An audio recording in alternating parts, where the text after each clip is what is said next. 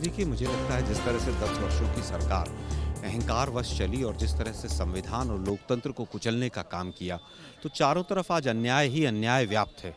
उसको न्याय किस वर्ग को कैसे मिले, आज हमारे घोषणा पत्र में सीधा सीधा हमने बिंदुवार उस चीज़ को लिया है। जिस तरह से ये न्याय पत्र जो आया है, ये हमारा नहीं है, ये जनता से लाखों सुझाव आए। हमने केवल प्रिंट मात्र किया है कि किस तरह से सोशली, इकोनॉमिकली कैसे इसको पॉसिबल बनाया जा सकता है, उस पर हमने काम किया है। चाहे सामाजिक न्याय हो, चाहे आर्थिक न्याय हो, चाहे युवाओं को हो, किसानों को हो, महिलाओं को हो, बेरोजगारों को हो।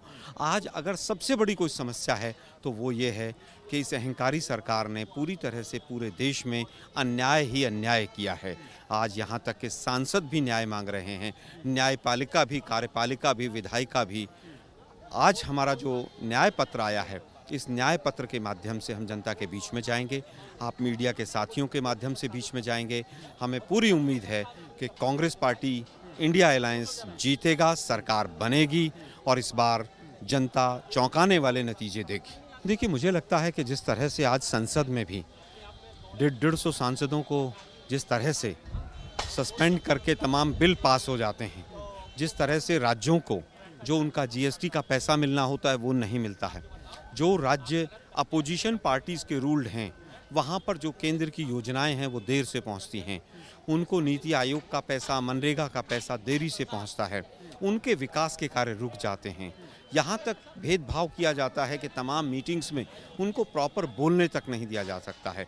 तो जो राज्य न्याय है, स्टेट जो हमारे न्याय है, जस्टिस है, वो इन तमाम बिंदुओं को लेकर है कि जो हमारा फेडरल स्ट्रक्चर है संविधान का, जो कांग्रेस पार्टी के द्वारा दिया गया, कि किस तरह से यूनियन ऑफ स्टेट्स मिलकर काम करेंगी और देश आगे तरक्की करेगा। उस जो फेडरल स्ट्रक्चर है उस पर जो आघात पहुंचा है उसको भी हम न्याय देंगे। पिछले 10 वर्षों में अगर सबसे ज़्यादा कोई ठगा रहा तो या तो उस देश का युवा रहा या महिलाएं रही। बहुत हुआ महिलाओं पर अत्याचार, अब की बार उनकी सरकार, बड़ा नारा दिया गया और हालत ये है कि महिलाओं पर अत्याचार लगातार बढ़ गए और ख़ास तौर पर जहाँ पर डबल इंजन की सरकार है वहाँ पर ये ज़्यादा देखने को मिला। आप अत्याचार हुआ, उसके बाद न्याय के लिए भी प्रयास राज्यों की तरफ से नहीं हुआ। हाथरस हो, कठुआ हो, उन्नाव हो और मणिपुर तो ऐसा जीता जागता उदाहरण है जिसने पूरे देश को शर्मसार किया है। मैं समझता हूँ महिलाओं को हमेशा सबसे पहले न्याय मिलना चाहिए और उसके बाद युवाओं की बात। बहुत हुई बेरोजगारी की मार, अब की बार उनकी सरकार, ये नारा दिया गया और 45-50 वर्षों की सबसे ज़्यादा बेरोजगारी दर आज ही है। तो मैं समझता हूँ ये 2 वर्ग सबसे बड़े ऐसे थे जिनको सबसे ज़्यादा अन्याय का सामना करना पड़ा।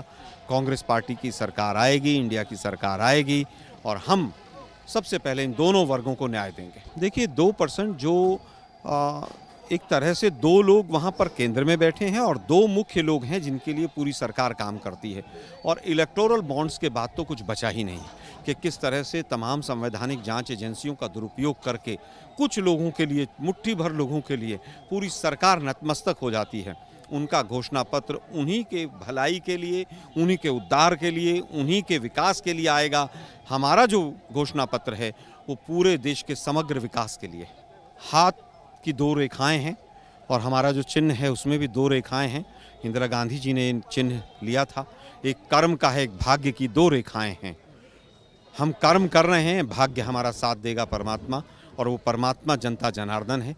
जनता जनार्दन इस बार साथ देगी और देश का भाग्य बदलने में कांग्रेस भूमिका अदा करेगी। नमस्कार, दुनिया दी बेहतरीन cath lab white medical college and hospital बुंगल से एस्टैब्लिश हो गई है।